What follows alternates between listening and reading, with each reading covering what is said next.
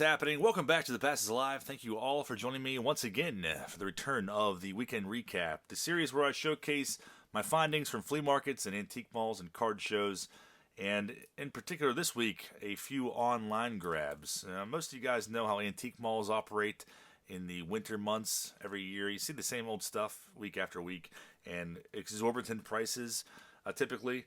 So I did find a couple things here and there. I went to a card shop and a few other places, but I'm going to share with you some of my online grabs from eBay.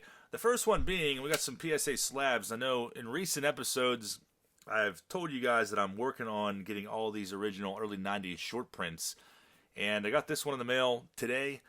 It's Michael Jordan, the iconic short print number 1 from 91 Upper Deck.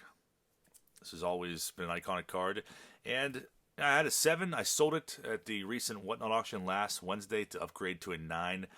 And I picked this one up last week. I want to get them all in a 9 or higher.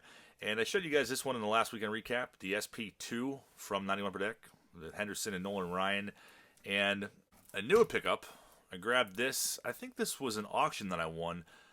The cheapest one I saw online was around $75. I think I got this for like $45. So that's a pretty good deal. It's a 92 per deck, Deion Sanders Prime times 2. This is short print number 3 in PSA 9. So I was pretty stoked to pick this one up.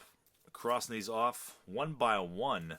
And like I said before, I've opened a lot of junk wax over the years and in my lifetime, and I have not pulled all that many of these.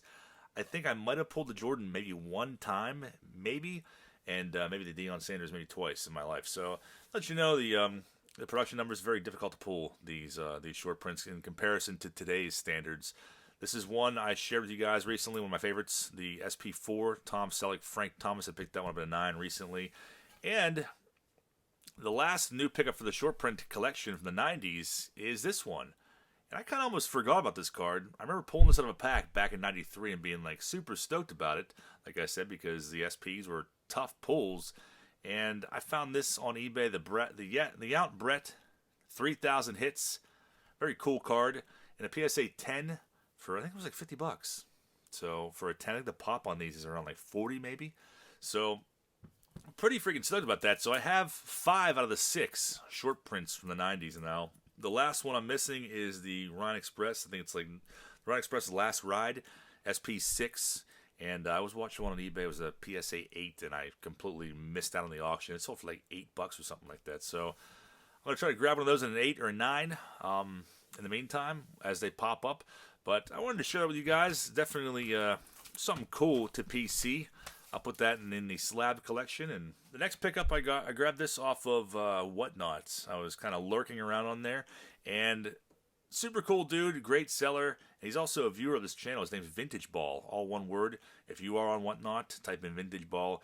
He's live. I think he's live like once a week, but he does a lot of like pre-war stuff, a lot of tobacco card stuff like that, and there's all kinds of cool baseball memorabilia. But I grabbed this out of his auction, I think for like $30, I want to say, like shipped. It's a 1977 Topps Jack Clark PSA 8 rookie card. So definitely a really good deal there. And I'll be popping back in there and trying to grab up some more rookies whenever he's live. But check him out, Vintage Ball. A shout out to you, man. And that was really it for my online. Well, actually, you know what? There's a couple more. The next thing I want to share with you guys before I go into the few finds that I had over the weekend, we got a hobby box of something that you don't see very often at all. At least I never do. It's 99 molten metal from Skybox. Hobby exclusive box. Much bigger than I thought it would be. But very, very cool box. Expensive. I think this was $400. But I did not buy this. This was actually sent to me complimentary by a viewer by the name of Eduardo. So major shout out to Eduardo.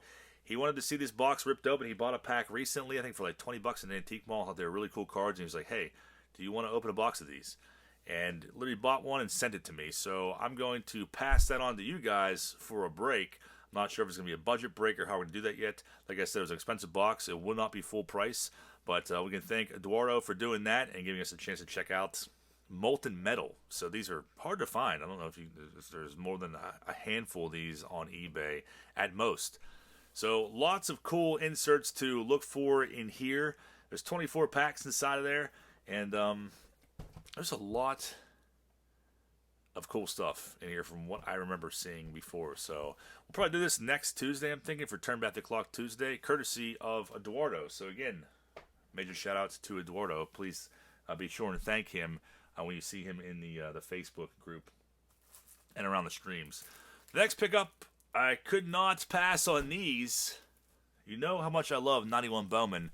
Well, I found a box lot of these on eBay last week. There's 4 boxes. It was like $125 plus, or with free shipping. I'm like, that's an awesome deal.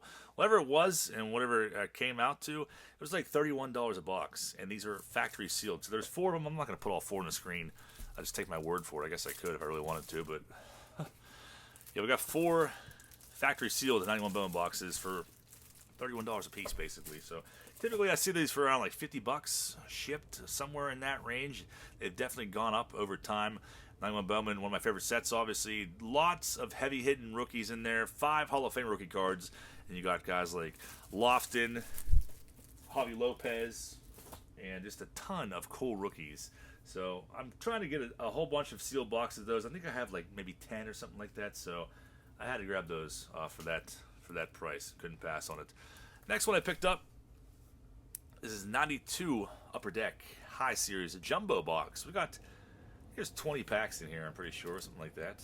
Maybe 18 or 20, I can't exactly remember.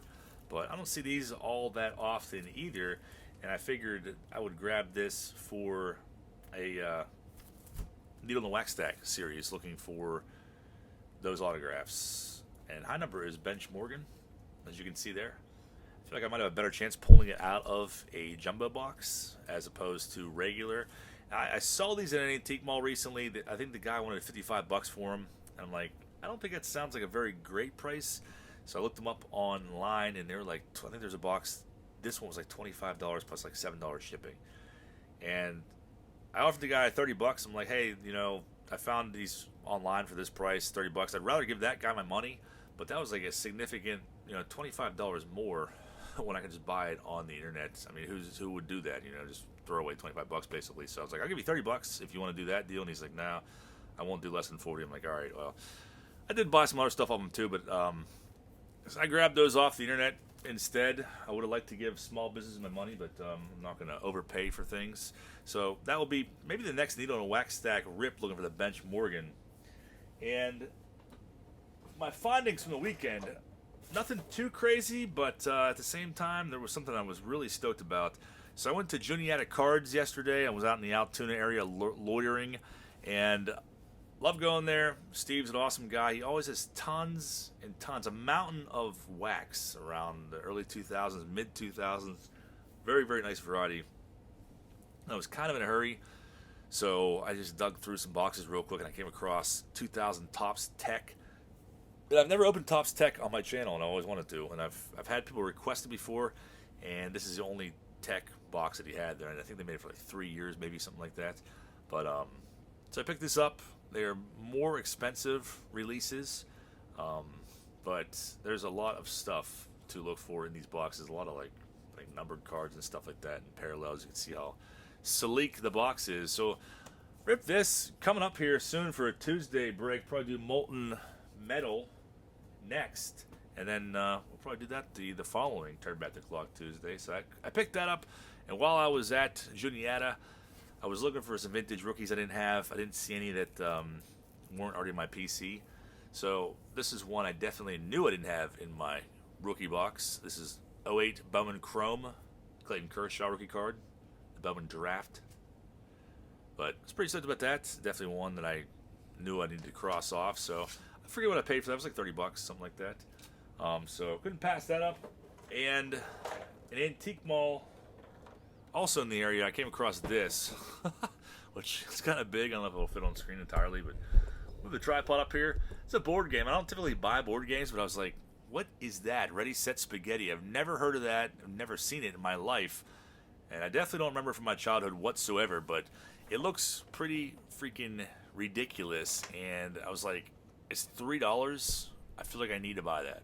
You see the $3 price tag there. It was from the same place that houses the old school honey hole. But take a look at the back of this. It looks like it from the 80s, I'd say, based on the picture, sometime in the 80s. But I was like, I'm going to grab that, and I don't know what to do with it, but it's pretty sweet. I can't pass on the $3. And I've been saying for a while that I think that I was going to start like a board game video series or something like that. But Paul, I'll put it on a list because it'll probably never happen. So that's that. But what really sent me out yesterday was to track down this rare artifact. And I was very excited to find this. Now, some of you guys may remember that I picked a similar thing of this up for my store. A while back, I picked up like the 6-foot video store display off of eBay about a year ago or so. And this was posted on Facebook Marketplace in a picture of an antique mall. You can see my messy floor and stuff there, but it's a decently big counter display of the original, Paul Henry's disc just fell down, the original Ghostbusters movie.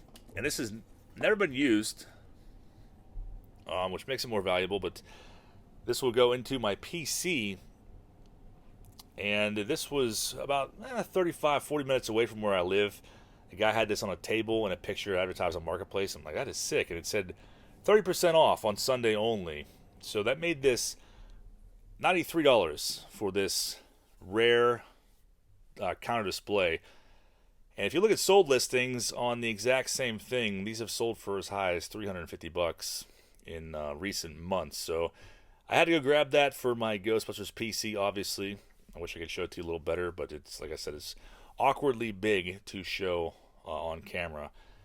But that was my last pickup of the weekend. I was pretty pumped on the findings. I didn't find any really come across any packs or grab bags or anything else to open, but overall, I'm pretty stoked on what I came back with. So I'd love to hear what you guys think and what your favorite thing I picked up was.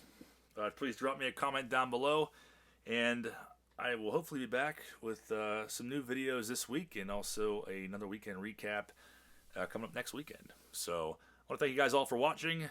Have a great rest of your night, and I will see you next time.